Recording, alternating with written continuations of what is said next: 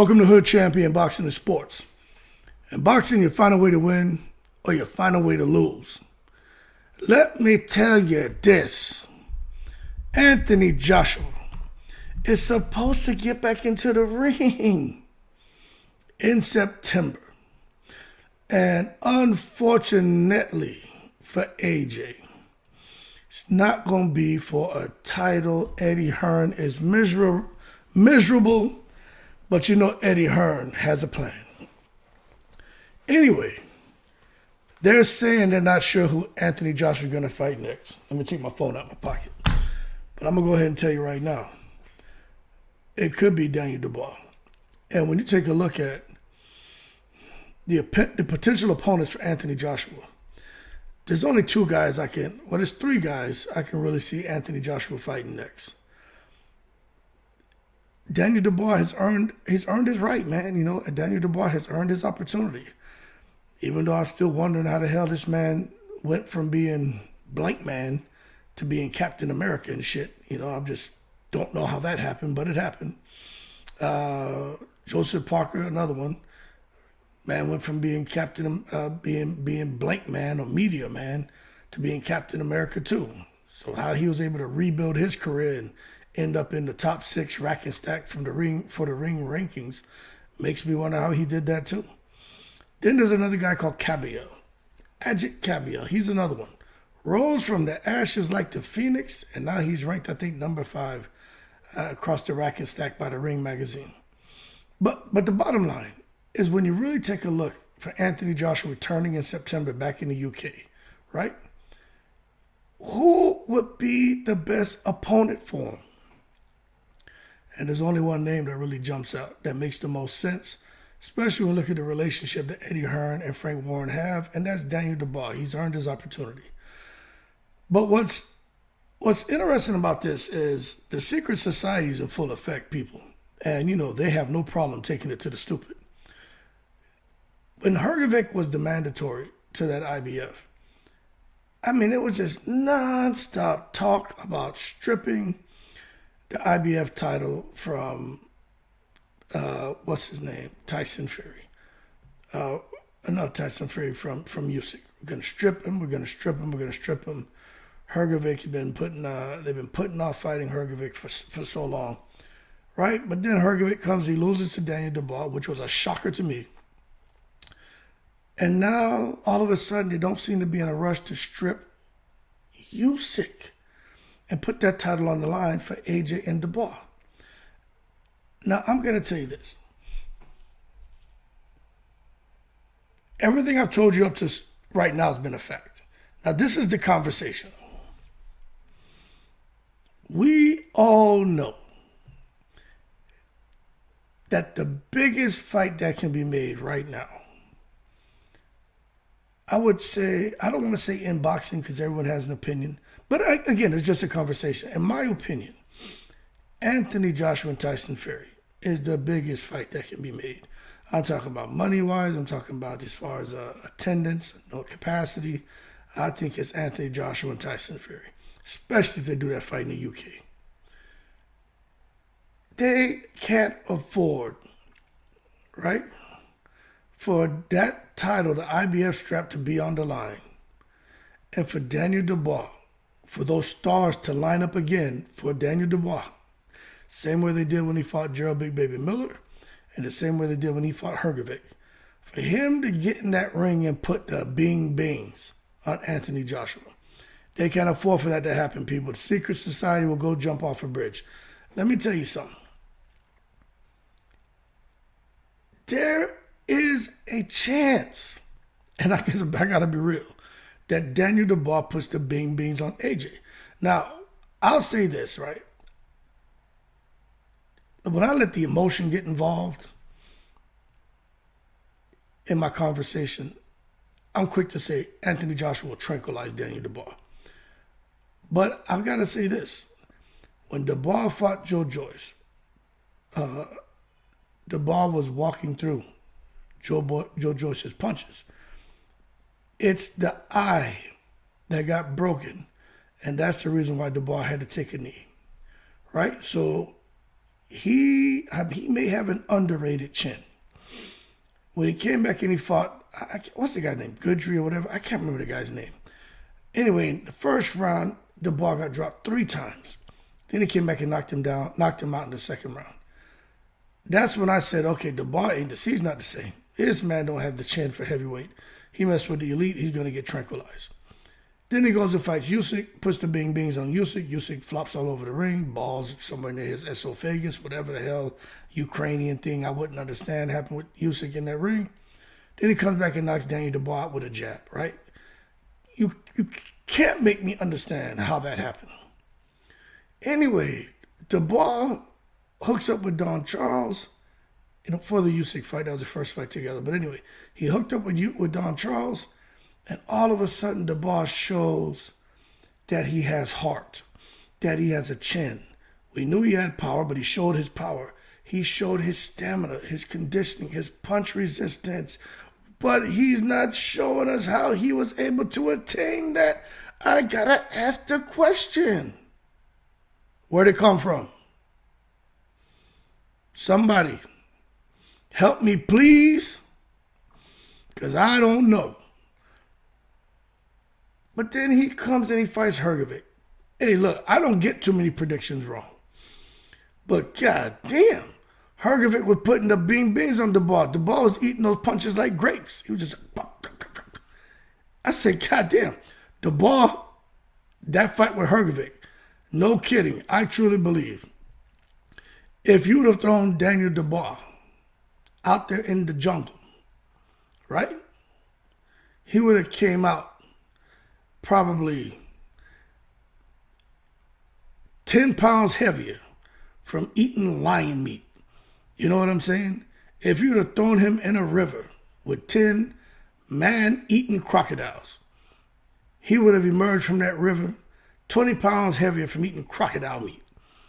What I'm saying is, right, there's something going on with Daniel Dubois, and if that fighter shows up against AJ, the first 4 or 5 rounds, I think Dubois is in trouble. But if he can push through there and eat a lion like he would do in the jungle, if he could get in there with AJ and eat the crocodile like he'd do in one of them rivers, right? Anthony Joshua's in trouble because Anthony Joshua, he can outpower him, he can outreach him, he can out IQ him, he can out footwork him, he can out inside fight him, but he can't out stamina Daniel, the crocodile hunter, the lion hunter Dubois. He cannot do that. What I'm telling you now is a fact. The actual factuals. Anthony Joshua cannot out-stamina Dubois. And that's why I truly believe that IBF, they're like, no, we can't do that. Because at the end of the day, I think the secret society is looking at Usyk like, all right, my man, you came out of nowhere. Boom, you beat some big name heavyweights, right? Just that Anthony Joshua and Tyson Fury win. That shit is huge, right? So boom, check the box. Usyk, great. Outstanding. Now Usyk's talking about going back down to cruiserweight. Why do y'all think Usyk's going back to cruiserweight? Pay attention. I don't want to hear shit. Well, he has no one else to fight at heavyweight. He's done everything that he could. So he's going to go back down to cruiserweight. And at cruiserweight, he's going to what? Become undisputed again? I mean, now I truly believe that's an agreement. Now, this is my opinion. Turkey Al-Sheikh said, all right, Ukrainian, you done brought your ass up here and you kind of messing up the plans now. You became undisputed? All right, get your ass back down to cruiserweight and let us keep the party going. And what we want is Anthony Joshua and Tyson Fury. I do think Tyson Fury beats Usyk in a rematch. Some people disagree with me, but it's all good. I mean, we ain't supposed to think the same, right? But I think Tyson Fury, again, he was screwing around in that fight, and Usyk put the Ukrainian bing bings on him. I think Anthony Joshua, stage is being set for him to clip Dubois, so that they can finally make early 2025 Tyson Fury against Anthony Joshua.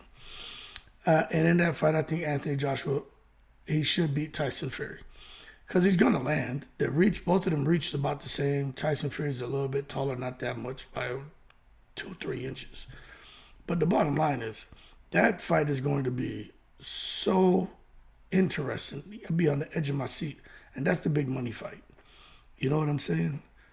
But we just got to sit back and pay attention. When you start looking at it, Joshua's 34, Dubois 26. So Joshua's, you got the old rooster against the spring chicken. Joshua had 31 fights, 28 wins, 3 losses, 25 knockouts. Dubois, 23 fights, 21 wins, 2 losses, 20 knockouts. Both of them can crack. AJ 6'6", 6'7", Dubois 6'5", damn near the same in height. AJ outweighs him just by a little bit. And then reach-wise, AJ's got a 4-inch reach advantage, which matters. But at the end of the day, Eddie Hearn, he will jump off of a bridge and bring it all to an end if Anthony Joshua loses. But look at how the stars line up for AJ, right? Let's just really look at how the stars line up for AJ. This man gets in there with Andy Ruiz, gets in there with Usyk, and now he's traumatized. Now he's out here crying and shit. I worked so hard, I don't understand. I don't understand how they kicked my ass. I've been bigger, stronger, more powerful. But shut up, AJ.